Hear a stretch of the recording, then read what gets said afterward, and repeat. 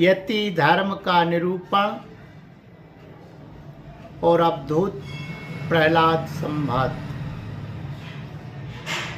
नारद जी कहते हैं, धर्मराज, यदि वानप्रस्थी में ब्रह्म विचार का सामर्थ्य हो तो शरीर के अतिरिक्त और सब कुछ छोड़कर वह संन्यास ले ले तथा किसी भी व्यक्ति, वस्तु, स्थान और समय की अपेक्षा न रखकर एक गांव में एक ही रात ठहरने का नियम लेकर पृथ्वी पर विचरण करे। यदि वह वस्त्र पहने तो केवल कौपीन, जिससे उसके गुप्त अंग ढक जाए, और जब तक कोई आपत्ति न आवे तब तक दंड तथा अपने आश्रम के चिन्हों के सिवा अपनी त्यागी हुई किसी भी वस्तु को ग्रहण न करे। सन्यासी को चाहिए कि वह समस्त प्राणियों का हितैषी हो, शांत रहे, भगवत पारायण रहे और किसी का आश्रय ना लेकर अपने आप में ही रमे एवं अकेला ही विचरे। इस संपूर्ण विश्व को कार और कारण से अतीत परमात्मा में अध्यस्त जाने और कार कारण स्वरूप इस जगत में ब्रह्म स्वरूप अपने आत्मा को परिपूर्ण देखे। आत्मदर्शी सन्यासी सुषुप्ति और जागरण की सिद्धि संधि में अपने स्वरूप का अनुभव करें और बंधन तथा मोक्ष दोनों ही केवल माया है, वस्तुतः कुछ नहीं, ऐसा समझे।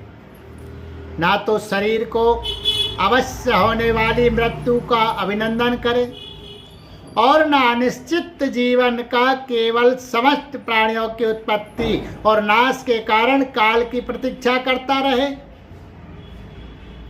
असत्य अनात्म वस्तु का प्रतिपादन करने वाले शास्त्रों में प्रीति न करे।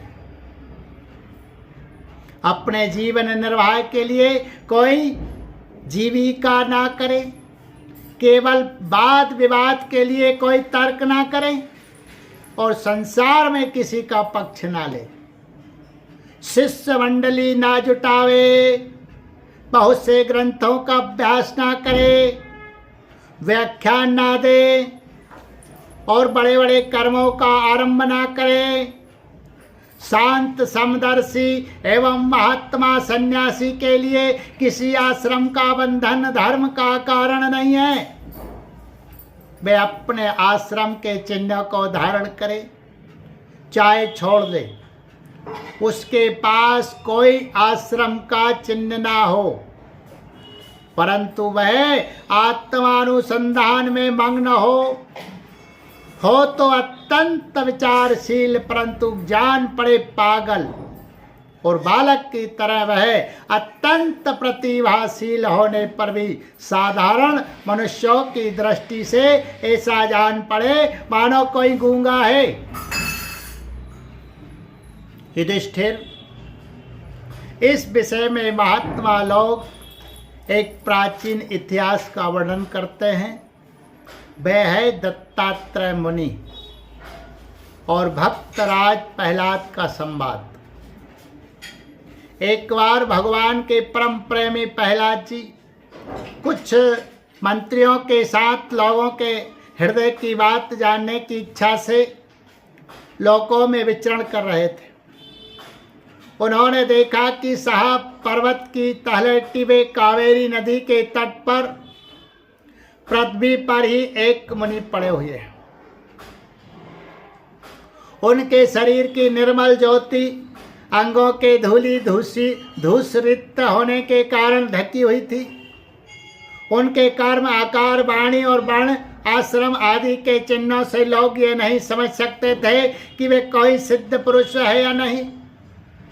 भगवान के परम प्रेमी भक्त प्रहलाद जी ने अपने सिर के उनके चरणों का स्पर्श करके प्रणाम किया और विधि पूर्वक उनकी पूजा करके जानने की इच्छा से प्रश्न किया, भगवान आपका शरीर उद्योगी और भोगी पुरुषों के समान हुष्ट पुष्ट है। संसार का यह नियम है कि उद्योग करने वालों को धन मिलता है, धन वालों को ही भोग प्राप्त होता है और भोगियों का ही शरीर हुष्ट पुष्ट होता है और कोई दूसरा कारण तो हो नहीं सकता। भगवान आप कोई उद्योग तो करते नहीं, यूं ही पड़े रहते हैं, इसलिए आपके पास धन है नहीं, फिर आपको भोग कहाँ से प्राप्त होंगे। ब्राह्मण देवता बिना भोग के ही आपका ये शरीर इतना हुष्ट पुष्ट कैसे है?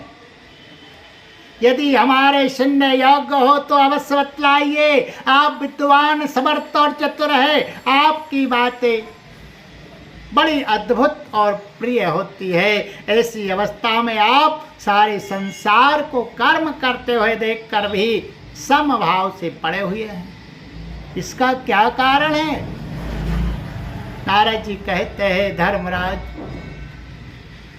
जब प्रहलाद जी ने महामुनि दत्तात्रेय जी से इस प्रकार प्रश्न किया तब वे उनकी अमृतमयी वाणी के वशीभूत हो मुस्कुराते हुए बोले। दत्तात्रेय जी ने कहा, दैत्यराज, सभी श्रेष्ठ पुरुष तुम्हारा सम्मान करते हैं। मनुष्यों को कर्मों की प्रवृत्ति और उनकी निवृत्ति का क्या फल मिलता है, ये बात तुम अपनी ज्ञान दृष्टि से जानते ही हो। तुम्हारी अनन्य भक्ति के कारण देवादिदेव भगवान नारायण सदा तुम्हारे हृदय में विराजमान रहते हैं और जैसे सूर्य अंधकार को नष्ट कर देते हैं वैसे ही वे तुम्हारे अज्ञान को नष्ट करते रहते हैं। तो भी प्रहलाद, मैंने जैसा कुछ जाना है उसके अनुसार मैं तुम्हारे प्रश्न का उत्तर देता हूँ, क्योंकि आत्मशुद्धि के अभिलाषियों को तुम्हारा सम्मान अवश्य करना चाहिए। प्रहलाद जी, तृष्णा एक ऐसी वस्तु है जो इच्छा अनुसार भोगों के प्राप्त होने पर भी पूरी नहीं होती। उसी के कारण जन्म मृत्यु के चक्कर में भटकना पड़ता है। तृष्णा ने मुझसे न जाने कितने कर्म करवाए और उनके कारण न जाने कितनी योनियों में मुझे डाला। कर्मों के कारण अनेकों योनियों में भटकते भटकते देववश मुझे यह मनुष्य योनि मिली है, जो स्वर्ग मोक्ष तिर्यक योनि तथा इस मानव देह की भी प्राप्ति का द्वार है। इसमें पुण्य करे तो स्वर्ग, पाप करे तो पशु पक्षी आदि की योनि निवृत्त हो जाए तो मोक्ष, और दोनों प्रकार के कर्म किए जाए तो फिर मनुष्य योनि की ही प्राप्ति हो सकती है। परंतु मैं देखता हूं कि संसार के स्त्री पुरुष कर्म तो करते हैं सुख की प्राप्ति और दुख की निवृत्ति के लिए, किंतु उसका फल उल्टा होता ही है, वे और भी दुख में पड़ जाते हैं। इसलिए मैं कर्मों से उपरत हो गया हूं। सुख ही आत्मा का स्वरूप है, समस्त चेष्टाओं की निवृत्ति ही उसका शरीर, उसके प्रकाशित होने का स्थान है। इसलिए समस्त भोगों को मनोराज्य मात्र समझकर मैं अपने प्रारब्ध को भोगता हुआ पड़ा रहता हूं। मनुष्य अपने सच्चे स्वार्थ अर्थात वास्तविक सुख को, जो अपना स्वरूप ही है, भूल कर इस मिथ्या द्वैत को सत्य मानता हुआ अत्यंत भयंकर और विचित्र जन्मों और मृत्युओं में भटकता रहता है। जैसे अज्ञानी मनुष्य जल में उत्पन्न तिनके और सेवार से ढके हुए जल को जल न समझकर जल के लिए मृग तृष्णा की ओर दौड़ता है, वैसे ही अपनी आत्मा से भिन्न वस्तु में सुख समझने वाला पुरुष आत्मा को छोड़कर विषयों की ओर दौड़ता है। प्रहलाद जी, शरीर आदि तो प्रारब्ध के अधीन है। उनके द्वारा जो अपने लिए सुख पाना और दुख मिटाना चाहता है वह कभी अपने कार्य में सफल नहीं हो सकता। उसके बार बार किए हुए सारे कर्म व्यर्थ हो जाते हैं। मनुष्य सर्वदा शारीरिक मानसिक आदि दुखों से आक्रांत ही रहता है। मरणशील तो है ही यदि उसने बड़े श्रम और कष्ट से कुछ धन और भोग प्राप्त कर भी लिया तो क्या लाभ है। लोभी और इंद्रियों के बस में रहने वाले धनियों का दुख तो मैं देखता ही रहता हूं। भय के मारे उन्हें नींद नहीं आती, सब पर उनका संदेह बना रहता है। जो जीवन और धन के लोभी है वे राजा, चोर, शत्रु, स्वजन, पशु, पक्षी, याचक और काल से यहाँ तक कि कहीं मैं भूल ना कर बैठूं, अधिक ना खर्च कर दूं, इस आशंका से अपने आप से भी सदा डरते रहते हैं। इसलिए बुद्धिमान पुरुष को चाहिए कि जिसके कारण शोक, मोह, भय, क्रोध, राग, कायरता और श्रम आदि का शिकार होना पड़ता है, उस धन और जीवन की स्पृहा का त्याग कर दे। इस श्लोक में मेरे सबसे बड़े गुरु है अजगर और मधुमक्खी। उनकी शिक्षा से हमें वैराग्य और संतोष की प्राप्ति होती। मधुमक्खी जैसे मधु इकट्ठा करती, वैसे ही लोग बड़े कपट से धन संचय करते हैं, परंतु दूसरा ही कोई उस धन राशि के स्वामी को मारकर उसे छीन लेता है। इससे मैंने ये शिक्षा ग्रहण की कि विषय भोगों से विरक्त ही रहना चाहिए। मैं अजगर के समान निश्चेष्ट पड़ा रहता हूँ और देववश जो कुछ मिल जाता है उसी में संतुष्ट रहता हूँ, और यदि कुछ नहीं मिलता तो बहुत दिनों तक धैर्य धारण कर यूं ही पड़ा रहता हूँ। कभी थोड़ा अन्न खा लेता हूँ तो कभी बहुत, कभी स्वादिष्ट तो कभी नीरस बेस्वाद, और कभी अनेक गुणों से युक्त तो कभी सर्वदा गुणहीन।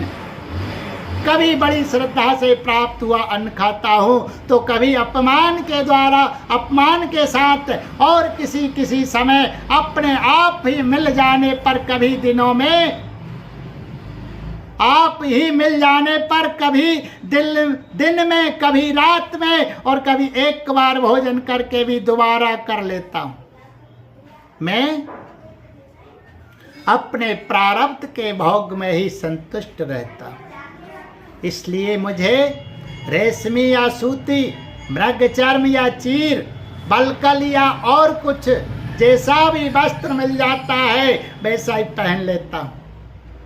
कभी मैं पृथ्वी, घास, पत्ते, पत्थर या राख के ढेर पर ही पड़ा रहता हूँ, तो कभी दूसरों की इच्छा से महलों में पलंगों और गद्दों पर सो लेता हूँ। दैत्राज, कभी नहा धोकर शरीर में चंदन लगाकर सुंदर वस्त्र, फूलों के हार और गहने पहन रथ, हाथी और घोड़े पर चढ़कर चलता हूँ, तो कभी पिशाच के समान बिल्कुल नंग धड़ंग विचरता हूँ। मनुष्यों के स्वभाव भिन्न भिन्न होता ही है, अतः ना तो मैं किसी की निंदा करता हूँ और न स्तुति ही। मैं केवल इनका परम कल्याण और परमात्मा से एकता चाहता हूँ। सत्य का अनुसंधान करने वाले मनुष्य को चाहिए कि जो नाना प्रकार के पदार्थ और उनके भेद विभेद मालूम पड़ रहे हैं उनको चित्त वृत्ति में हवन कर दे। चित्त वृत्ति को इन पदार्थों के संबंध में विविध भ्रम उत्पन्न करने वाले जन में मन को सात्विक अहंकार में और सात्विक अहंकार को महतत्व के द्वारा माया में हवन कर दे। इस प्रकार ये सब भेद विभेद और उनका कारण माया ही है, ऐसा निश्चय करके फिर उस माया को आत्मानुभूति में स्वाहा कर दे। इस प्रकार आत्म साक्षात्कार के द्वारा आत्म स्वरूप में स्थित होकर निष्क्रय एवं उपरत हो जाए। प्रहलाद जी, मेरी यह आत्मकथा अत्यंत गुप्त एवं लौक और शास्त्र से परे की वस्तु है। तुम भगवान के अत्यंत प्रेमी हो, इसलिए मैंने तुम्हारे प्रति इसका वर्णन किया है।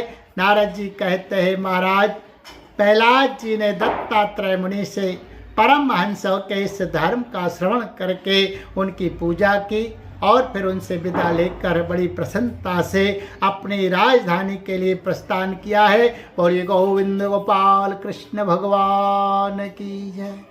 पुराण पुरुष पुरुषोत्तम भगवान की जय। सत्य सनातन वैदिक धर्म की जय।